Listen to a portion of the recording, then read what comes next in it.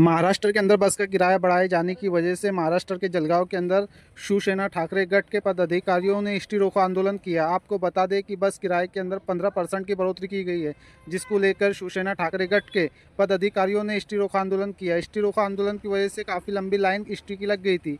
इसी को लेकर शिवसेना ठाकरे गट ने विरोध प्रदर्शन किया। आइए आपको सुनाते हैं पदाधिकारियों ने क्या कहा।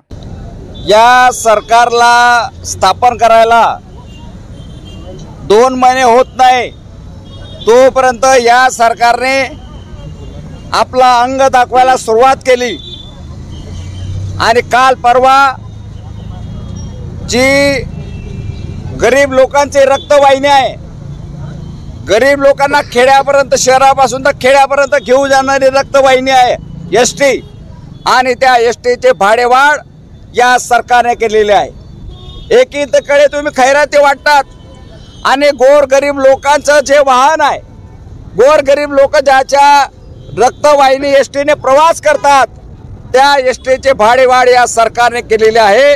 आणि म्हणून हा शिवसेना उद्धव बाळासाहेब ठाकरे या पक्षातर्फे चक्काजाम आंदोलन या ठिकाणी केलेलं आहे। या प्रवाशांच्या ला वेटीस धरण्याऐवजी या प्रवाशांच्या कोणतीही सोयी सुविधा देत नाही, एसटीला चांगली करत नाही आणि भाडेवाढ या सरकारने केली। 1 फूल 2 हाफ या ठिकाणी मुख्यमंत्री उपमुख्यमंत्री बसलेत, पण कोणत्याही प्रकारची या ठिकाणी या एसटी मध्ये सुविधा नसताना 15% भाडेवाढ केली। आणि आमची मागणी आहे ही भाडेवाढ त्वरित या सरकारने मागे घेतली पाहिजे। जर मागे घेतली नाही तर याच्यापेक्षा तीव्र आंदोलन या ठिकाणी उभारला जाईल, असं या ठिकाणी मी या ठिकाणी इशारा देतोय।